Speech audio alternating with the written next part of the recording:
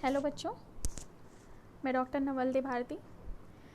आज हम लोग लेक्चर 4 का थर्ड पार्ट पढ़ेंगे।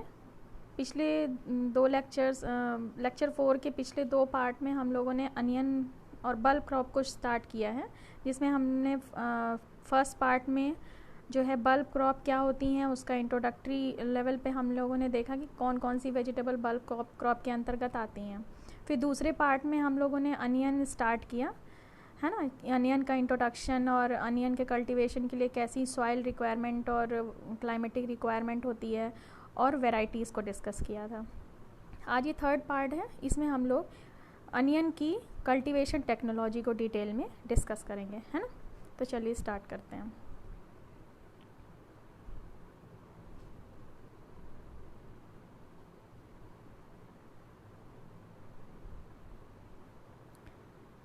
वेराइटीज़ हम लोगों ने डिस्कस कर ली थी, अब है कल्टीवेशन टेक्नोलॉजी, है ना। कल्टीवेशन टेक्नोलॉजी में सॉइल क्लाइमेट तो खैर हम लोगों ने देख ही लिया कि अनियन को कैसी क्लाइमेटिक रिक्वायरमेंट होती है। अनियन जो है रबी और खरीफ दोनों ही सीजन में कल्टीवेट किया जाता है ना। इसको थोड़ा कूल क्लाइमेट की ज़रूरत होती है ड्यूरिंग दी वेजिटेटिव ग्रोथ, और लॉन्ग डे और slightly higher temperature between 20 to 25 degree centigrade के बीच में फॉर बल्ब डेवलपमेंट के लिए इसकी रिक्वायरमेंट होती है ना। तो ये दोनों कंडीशन हमारे नॉर्थ इंडियन कंडीशन में सिर्फ रबी क्रॉप हम लोग लेते हैं, है ना, और साउथ में रबी और खरीफ दोनों ही सीजन में लेते हैं। तो हम लोग दोनों ही सीजन की कल्टीवेशन टेक्नोलॉजी को पढ़ेंगे। तो आइए देखते हैं प्रोपोगेशन कैसे करते हैं, मेथड ऑफ प्रोपोगेशन क्या है, मतलब अनियन को कैसे मल्टीप्लाई करते हैं, किस चीज़ के मतलब किस मेथड से इसको प्रोपोगेट किया जाता है, मल्टीप्लाई किया जाता है। They are following 3 methods of propagation are followed depending upon the soil, topography, climatic condition and economic aspect. 3 propagation method हैं अनियन के, और तीनों ही मेथड किस मेथड से अनियन को प्रोपोगेट करना है ये डिपेंड करता है मिट्टी कैसी है, टोपोग्राफी मतलब उच्चावच। अगर आप लोगों ने ज्योग्राफी में ये टर्म सुना होगा, उच्चावच मतलब ज़मीन की सतह की कहाँ पर एलिवेशन है, कहाँ डिप्रेशन है, उसे बोलते हैं उच्चावच, है ना।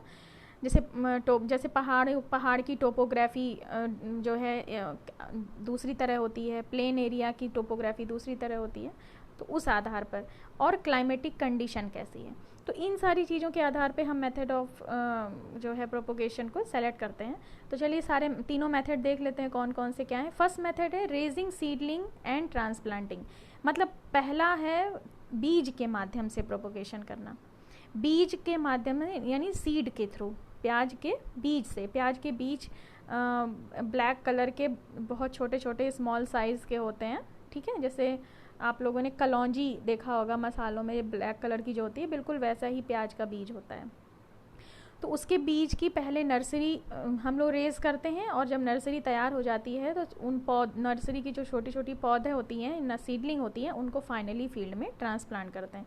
अब नर्सरी कैसे तैयार करते हैं, ये लास्ट सेमेस्टर में हम लोगों ने जो है नर्सरी बेड प्रिपरेशन को हम लोगों ने पढ़ा था, प्रैक्टिकल भी हम लोगों ने किया था कि किस तरह से नर्सरी की बेड प्रिपेयर की जाती है। तो जैसे आप लोगों ने सीखा था कि लगभग 1 से 1.5 मीटर चौड़ी और लंबाई कितनी भी हो सकती है depending upon the availability of space, इतनी चौड़ी रेज्ड नर्सरी बेड हम लोग बनाते हैं, है ना, ज़मीन की सतह से 15 सेंटीमीटर की थोड़ी ऊंचाई पर, और फिर उसमें बीज को लाइन सोइंग कर देते हैं, है ना। तो इस तरह से हम लोगों ने सीख रखा है ऑलरेडी, तो उसको हम डिटेल नहीं करेंगे। उसके बाद नर्सरी कब करेंगे अनियन की, किस सीजन में करेंगे, मेन इसका बेस्ट सीजन होता है जब थोड़ा सा ठंड पड़ने लगे, दिन में टेम्परेचर थोड़ा सा बहुत ज़्यादा ना हो, मतलब हल्का हल्का रात में जो है अचानक से टेम्परेचर जब गिरने लगता है, यानी ठंडियों का शुरुआत वाला जो महीना होता है अक्टूबर नवंबर में, वो बेस्ट होता है। अक्टूबर जो है बेस्ट माना जाता है नर्सरी रेज करने के लिए। तो अक्टूबर में आप इसकी, अक्टूबर नवंबर में अगर रबी की फसल लेनी है तो आपको अक्टूबर में इसकी नर्सरी कर देनी है। और पहाड़ों पर अक्टूबर में नहीं करते, क्योंकि पहाड़ों पर उस टाइम बहुत ज़्यादा ठंड पड़ती है और कहीं कहीं पर तो स्नोफॉल भी होती है, इसलिए पहाड़ों पर मार्च का सीज़न बेस्ट माना जाता है नर्सरी करने के लिए, ठीक है। तो नर्सरी को वेल प्रिपेयर्ड नर्सरी बेड में जो है हम लोग सीड की सोइंग कर देते हैं, लाइन सोइंग करते हैं, दोनों लाइन के बीच में लगभग 10-10 सेंटीमीटर या 8 से 10 सेंटीमीटर की दूरी रखते हैं। अब सीड रेट कितना चाहिए, कितना बीज चाहिए। तो अगर आपको 1 हेक्टेयर में के लिए 1 हेक्टेयर में सपोज दैट कि प्याज आपको लगाना है, तो 1 हेक्टेयर में के लिए आपको 8 से 10 किलो बीज की नर्सरी करनी है रबी क्रॉप के लिए। और खरीफ अगर बरसात की फसल के लिए कर रहे हैं तो आपको 12 से 14 केजी पर हेक्टेयर बीज लगेगा। ठीक है ना। बरसात में ज़्यादा बीज इसलिए लगता है क्वांटिटी, क्योंकि बहुत बारिश की वजह से या हाई रेनफॉल की वजह से मॉर्टेलिटी रेट ज़्यादा होता है, यानी मृत्यु दर ज़्यादा होती है, बहुत सारी सीडलिंग मर जाती है, डेड हो जाती है। तो थोड़ा सा बीज ज़्यादा लेकर के चलते हैं। और ख़रीफ क्रॉप की नर्सरी का जो टाइम है वो है जून जुलाई मई लास्ट में किसी छायादार वाली जगह में हम करेंगे। मई मतलब जब मॉनसून आने का टाइम होगा हम तभी नर्सरी कर देते हैं। ठीक है। फिर उसके बाद क्या है, नेक्स्ट पॉइंट है सीडलिंग ऑफ 15 सेंटीमीटर हाइट। जब भी अब आपने नर्सरी डाल दी, बीज जो है बो दिया नर्सरी में, तो उसके बाद आप 6 से 8 हफ्ते बाद, लगभग 2 महीने बाद, प्याज की नर्सरी तैयार होने में 2 महीने लग जाते हैं। जैसे टमाटर बैगन आप देखोगे इसकी नर्सरी में लगभग 1 महीने में ये तैयार हो जाती है, लेकिन जो अनियन है ये 2 महीना लेती है।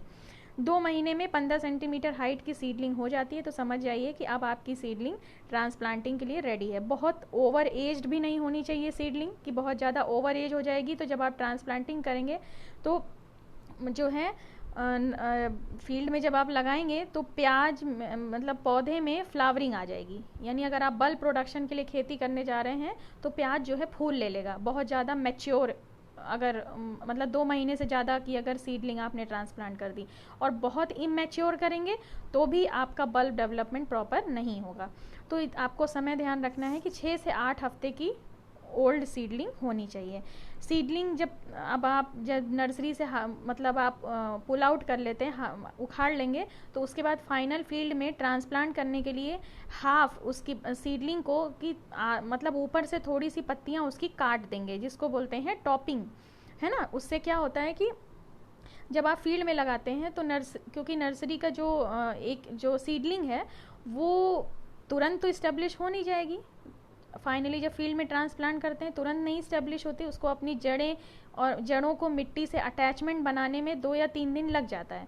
तो 2 या 3 दिन तक वो उतने ही भोजन और पानी से सरवाइव करती है जितना कि उस सीडलिंग की बॉडी में है ना। तो हम थोड़ा सा जो है पत्तियों को काट देते हैं, ऊपर की पत्तियों को, जिससे होगा क्या कि जो वाटर है पत्तियों का वो जल्दी सूखने नहीं मतलब पत्तियां जल्दी सूखने नहीं पाएंगी। उसका वाटर जो है जड़ों के आसपास, सीडलिंग की जड़ के आसपास पानी थोड़ा कंजर्व रहेगा और फूड भी कंजर्व रहेगा, जिससे 2-3 दिन का वक्त मिल जाता है जड़ को मिट्टी से अटैच होने के लिए, है ना।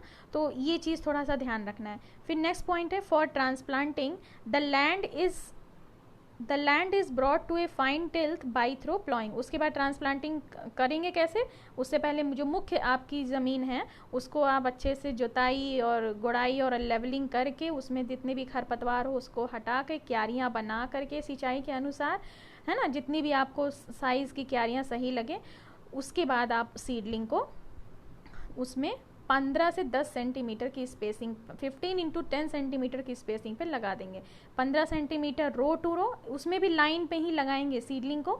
अच्छा होता है कि अगर हम लाइन ट्रांसप्लांटिंग करें। लाइन ट्रांसप्लांटिंग करने में क्या होता है कि कहीं पर घना नहीं होने पाता, कहीं पर बहुत ज़्यादा जो है डेंस नहीं होने पाता, तो कहीं पर बहुत ज़्यादा दूरी नहीं होने पाती है ना। और प्रॉपर हर एक प्लांट को प्रॉपर स्पेस मिल जाता है डेवलपमेंट के लिए। तो रो टू रो 15 सेंटीमीटर डिस्टेंस रखिए और एक रो में पौध से पौध की दूरी 10 सेंटीमीटर, और इस तरह से हम ट्रांसप्लांटिंग कर देते हैं। और हाँ, एक चीज़ और, ट्रांसप्लांटिंग हमेशा शाम के समय करेंगे।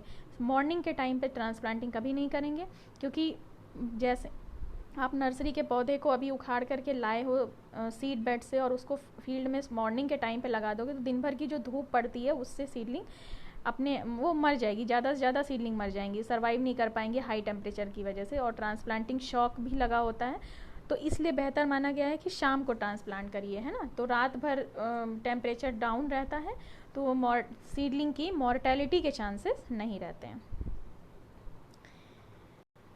नेक्स्ट है प्लांटिंग ऑफ बल्ब्स। ठीक है, दूसरा मेथड है बल्ब के माध्यम से। दिस मेथड, ये जो मेथड है ये हिली रीजन में प्रैक्टिस किया जाता है। एक्चुअली होता क्या है कि अनियन की सीडलिंग, हिल में क्या होता है, कोई प्लेन ज़मीन तो है नहीं कि उसमें जैसे अपने यहाँ पाई जाती है कि एकदम सपाट और एक ही लेवल पे ज़मीन नहीं होती। पहाड़ों पर क्या होता है, ज़मीन के जो ज़मीन होती है वो ढाल नुमा होती है ना। तो वहाँ पर जब हम सीडलिंग लगाते हैं और सिंचाई करते हैं तो सीडलिंग बह जाती है जनरली, है ना, या बाई चांस अगर बारिश हो गई और अटैचमेंट अच्छे से नहीं है तो सीडलिंग के बह जाने के चांसेस रहते हैं। तो वहाँ पे वो क्या करते हैं कि पहले पहाड़ों पर बीज बोते हैं नर्सरी में, और तब तक नर्सरी में रहने देते हैं जब तक कि सीडलिंग में छोटे छोटे बल्ब नहीं बन जाते हैं। उन बल्ब्स को ये लोग हार्वेस्ट करके रख लेते हैं, मीडियम साइज़ के बहुत छोटे छोटे बल्ब बन जाते हैं, है ना, उसको जो है ये लोग हार्वेस्ट करके रख लेते हैं। जून मतलब जो है वैसे भी वहाँ मार्च में जो है सीडलिंग सोइंग टाइम होता है ना।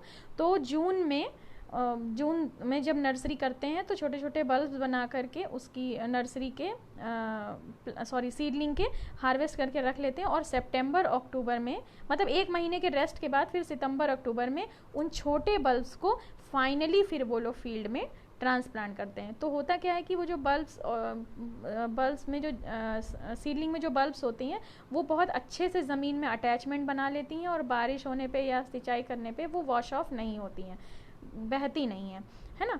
तो ये है कि बल्ब मतलब सीडलिंग बल्ब्स को प्लांट करने का एक तरीका है, जो कि ये ज़्यादातर सिर्फ पहाड़ों पर ही अप्लाई किया जाता है और कहीं नहीं। इसमें भी 15 सेंटीमीटर दूरी पर जो है बल्ब्स लगाए जाते हैं रो में, है ना, और साइड में 40 सेंटीमीटर वाई रिज पर लगाते हैं। वहाँ पर रिज या फरो, रिज पे तब लगाएंगे अगर बारिश ज़्यादा, अगर आपको लगता है कि पानी भर सकता है, बहेगा नहीं, तो रिज पर लगाइए, और अगर आपको लगता है पानी की कमी है, जल्दी जल्दी सिंचाई ना करना पड़े, तो फरो में लगाइए सीडलिंग्स को, है ना। और रिज को 45 सेंटीमीटर चौड़ी चौड़ी रिज बनाइए, और एक रिज पर 2 रो पर प्लांटेशन करिए। तो ऐसे में कितना 1 हेक्टेयर में अगर प्लांट करना है तो आपके 10 से 12 कुंटल बल्ब जो है लग जाएंगे प्लांटिंग के लिए। तीसरा मेथड है ब्रॉडकास्टिंग और ड्रिलिंग मेथड। इस मेथड में क्या होता है, नर्सरी नहीं करते, सीड को डायरेक्ट फील्ड में ब्रॉडकास्टिंग कर दी जाती है या ड्रिलिंग कर दी जाती है ना। जैसे धान नहीं, जैसे गेहूं की बुआई होती है ना, ब्रॉडकास्टिंग मेथड से।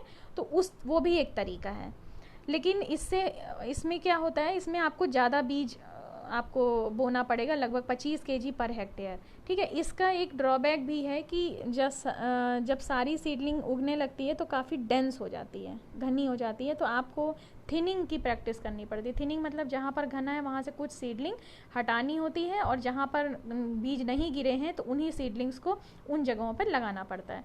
तो ये थोड़ा एडिशनल प्रैक्टिस करनी पड़ती है ना।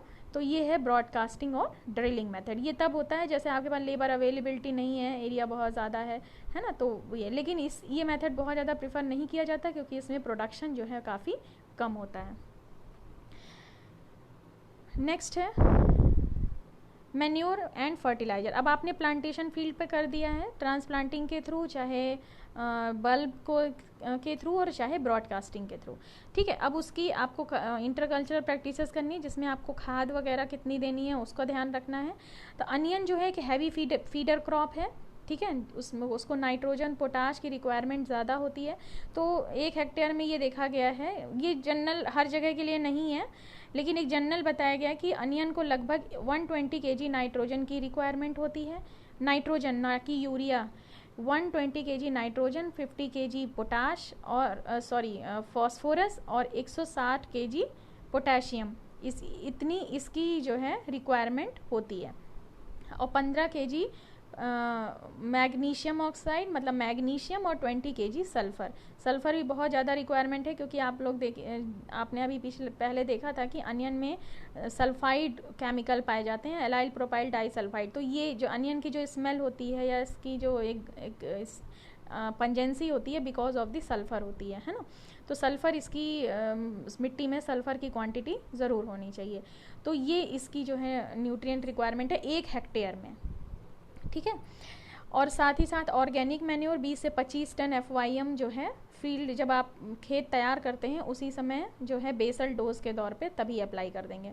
और साथ ही साथ फॉस्फोरस और पोटाश की तो पूरी ही डोज उसी टाइम दे देंगे, लेकिन नाइट्रोजन को 2 इक्वल मतलब उसको 2 इक्वल हाफ में, मतलब जैसे 120 kg नाइट्रोजन है तो इकट्ठे नहीं हम करेंगे, उसको 2 इक्वल हाफ में कर लेंगे, तो एक उस टॉप ड्रेसिंग के तौर पे, है ना। तो पहला 3 इक्वल हाफ में करेंगे, पहले को तो जो है हम बेसल डोज के तौर पे फील्ड में अप्लाई कर देंगे, और बाकी जो 2 डोज बचेगी उसको हम लोग 3 से 4 हफ्तों के अंतर पे थोड़ा थोड़ा नाइट्रोजन अप्लाई करेंगे। क्यों करते हैं आप लोगों को पता है, क्योंकि नाइट्रोजन हाईली मोबाइल होता है, मिट्टी में बहुत तेज गति से ये फ्लो करता है, तो ये बहुत जल्दी ही ज़मीन की जो है निचली सतह में चला जाता है। अगर सिंचाई करने पे ये पानी के साथ बड़ी जल्दी लीच कर जाता है, यानी अनियन की जड़ों की पहुंच से दूर चला जाता है इकट्ठे, है ना। तो इसलिए थोड़ा थोड़ा हम अप्लाई करते हैं 3 बार में, ठीक है। और अनियन वैसे भी शैलो रूटेड क्रॉप है, मुश्किल से 10 या 15 सेंटीमीटर ज़मीन की गहराई तक इसकी जड़ें होती हैं, तो इसलिए जो है अनियन का ऊपर की लेयर में नाइट्रोजन का ऊपर की लेयर में लंबे समय तक बने रहना ज़रूरी है। नेक्स्ट है irrigation. Irrigation, frequency of irrigation depends on soil and climatic condition. कितनी सिंचाई करनी है ये डिपेंड करता है मिट्टी कैसी है और क्लाइमेट कैसा है। अगर मिट्टी जो है बहुत ज़्यादा सैंडी है तो इरिगेशन जल्दी जल्दी करना पड़ेगा, और क्लेई है तो इरिगेशन कम समय पे करना पड़ेगा। मौसम भी मैटर करता है। शुरुआत के समय जब आप देखिए अक्टूबर नवंबर दिसंबर के टाइम पे, एक तो पहली सिंचाई तो आपको ट्रांसप्लांटिंग के जस्ट बाद करनी होती है ना। उसके बाद हफ्ते भर बाद फिर आपको सिंचाई करनी होती है। तो इनिशियल पीरियड में फरवरी तक आपको वीकली इंटरवल 15 दिन पर आपको सिंचाई करनी होती है। लेकिन जैसे जैसे गर्मी बढ़ने लगती है, टेम्परेचर बढ़ने लगता है और बल्ब डेवलपमेंट शुरू हो जाता है, तो आपको 7 से 10 दिन के, हफ्ते भर के ही इंटरवल में आपको सिंचाई करनी पड़ेगी, है ना। तो ये सिंचाई कोई वैसे फिक्स नहीं है, ये आपकी मिट्टी और क्लाइमेट दोनों को ध्यान में रख के सिंचाई करनी पड़ती है। उसके बाद आगे के जो भी इंटरकल्चरल ऑपरेशन है उसको हम लोग नेक्स्ट वीडियो में डिस्कस करेंगे। ओके।